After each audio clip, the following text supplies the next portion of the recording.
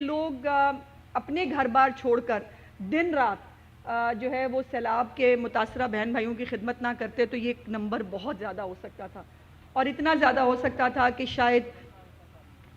اس کو جو ہے وہ کوئی بھی اس کی جسٹیفیکیشنز نہ ملتی. لیکن آج جو چیف منسٹر صاحبہ کا جو اب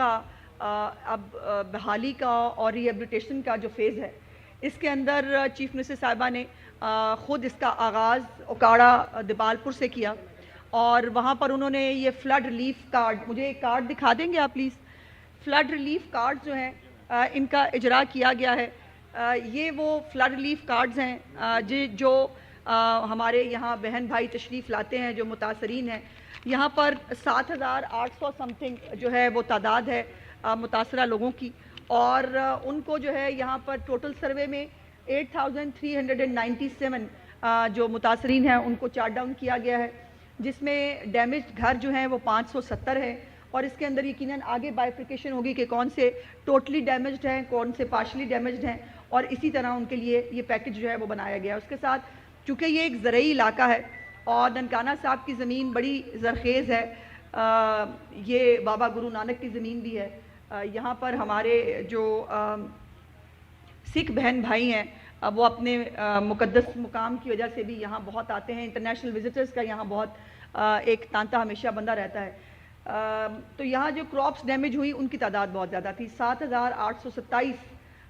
اس کو جو ہے وہ کراپس ڈیمیج ہوئی ہیں یہاں پر، اور ٹوٹل ایریا افیکٹڈ جو ہے وہ 33,000 سے زیادہ ہے ایکڑ کے حساب سے. یہ اتنا بڑا جو کراپس کے حوالے سے ایک نقصان ہوا یہاں پر، ان تمام کی بحالی کا جو فیز چل رہا ہے. میرے ساتھ ڈی سی ننکانہ صاحب کھڑے ہیں، اور ان کے ساتھ ان کی بہت وائبرنٹ آگے آؤ بچے،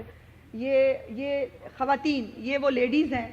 کہ پہلے کہا جاتا تھا کہ بچیاں جو ہیں وہ شاید ایک اسپیسیفک شعبے ہوتے ہیں، یا وہ ٹیچرز اچھی بن سکتی ہیں یا وہ نرسز اور ڈاکٹرز اچھی بن سکتی ہیں. لیکن مجھے یہ کہنے میں بہت خوشی ہے کہ چیف منسٹر مریم نواز صاحبہ کے آنے کے بعد آپ کو تمام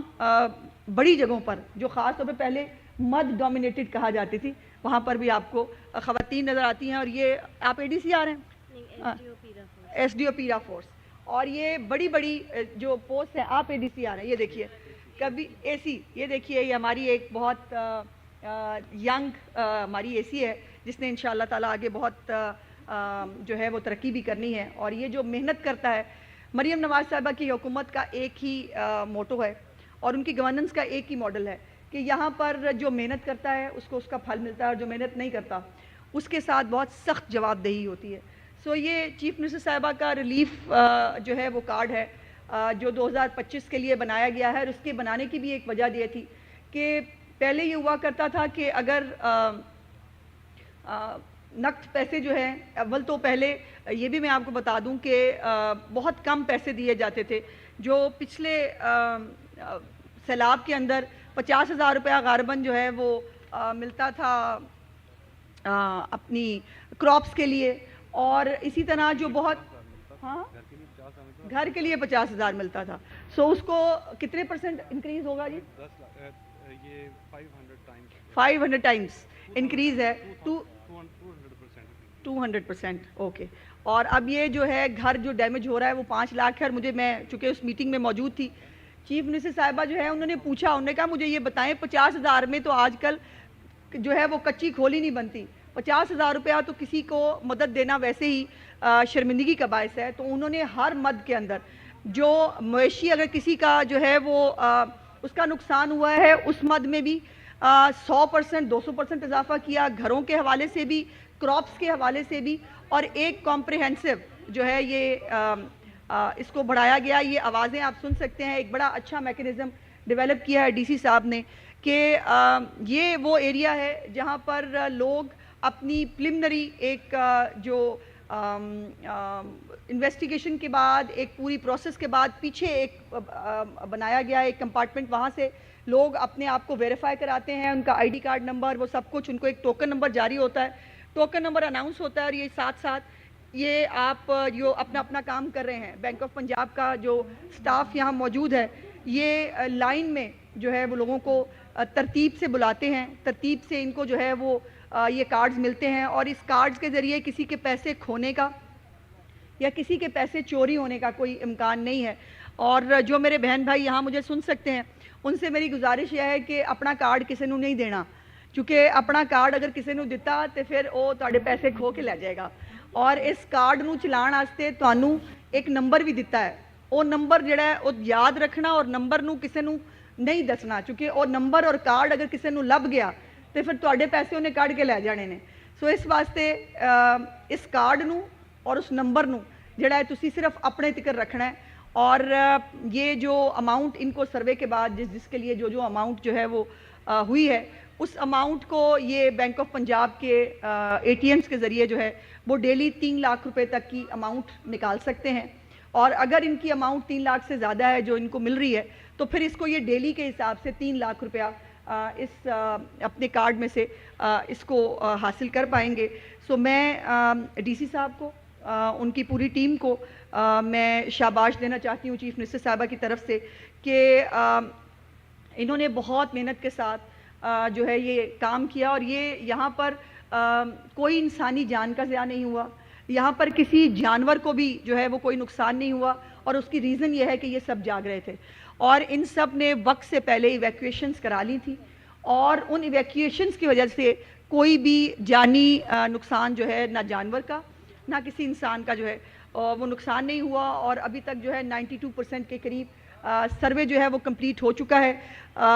اور 37 کیمپ سائٹس جو ہیں وہ ہر ڈسٹرکٹس کے اندر جو ہیں وہ لگائی گئی ہیں. جہاں پر آج میں یہاں ننکانہ میں کھڑی ہوں, میرے جو 2 کیبنٹ ممبرز ہیں, گورچانی صاحب اس وقت مظفر گڑھ میں ہیں جو ہمارے مائنز اینڈ منرلز کے منسٹر صاحب ہیں, اور بلال یاسین صاحب جو میرے بھائی ہیں وہ اس وقت بہاول نگر کے اندر موجود ہیں. اور وہاں پر بھی یہ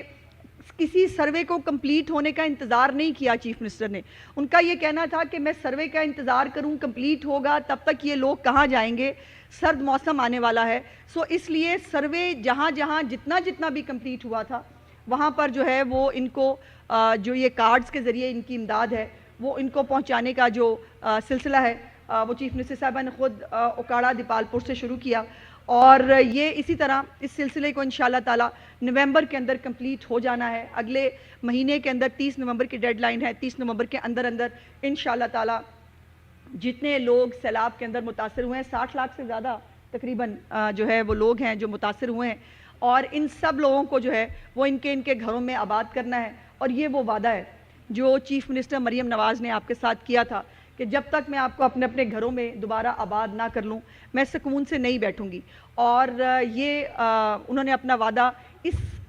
کم مدت کے اندر پورا کیا ہے. جس طرح یہ پاکستان کی تاریخ کا سب سے بڑا سیلاب تھا,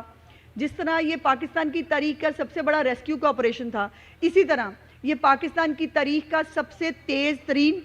اور شفاف ترین جو ہے وہ بحالی پروگرام ہے کہ جس کے اندر ایک سروے کے تحت ان لوگوں کی جو نقصانات ہیں ان کو دیکھا جاتا ہے, اس کے مطابق ان کا تخمینہ لگایا جاتا ہے. اور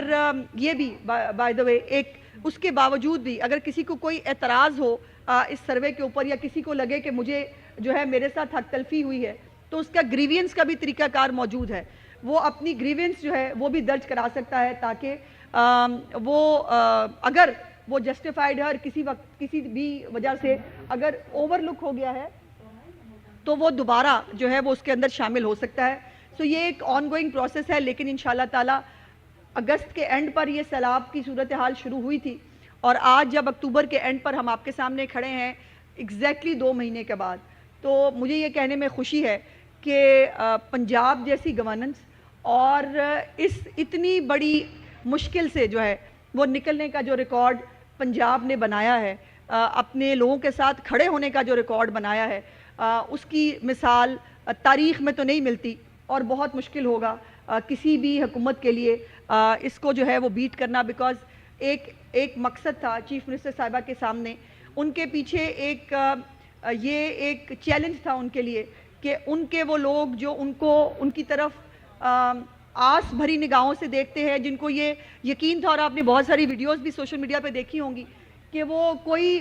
کہہ رہا ہے خالہ مریم, کوئی کہہ رہا ہے باجی مریم, کوئی کہہ رہا ہے ماں مریم, اور ایک وہ ان کو یہ ان کے لیے ایک امید تھی کہ مریم آئے گی تو ہمارا مسئلہ حل ہوگا, مریم آئے گی تو ہم جو ہے وہ ہمارے نقصانات کا ازالہ ہوگا، اور اپنا الحمدللہ انہوں یہ فرض جو ہے وہ بہت اچھے طریقے سے ایک کامیابی کے ساتھ کمپلیٹ کیا ہے، اور اس طرح جو لاکھوں لوگ ہیں ان کی یہ ایک حکومتی طور پر تو ایک فرض تھا ہی تھا، یہ دنیاوی طور پر بھی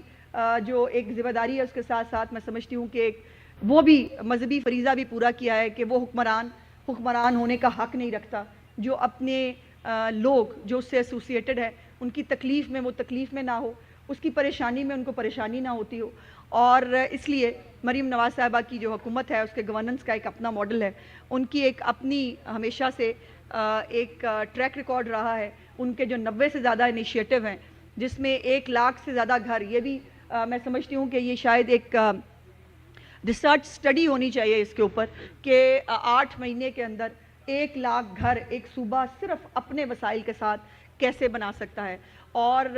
کسان کارڈ ہے، کسانوں کو جو ہے وہ جتنی بھی سہولیات دی جا سکتی ہیں، ابھی جو گندم کے حوالے سے بھی جو ان کے کنسرنز ہوتے تھے اس کو بھی الحمدللہ ایڈریس کر لیا ہے، ادویات مل رہی ہیں لوگوں کو گھروں کے اوپر، اسکولوں کی حالت بہت بہتر ہے، اور خاص طور پر جو ستھرا پنجاب ہے، آج تو جو ہے وہ ہمارے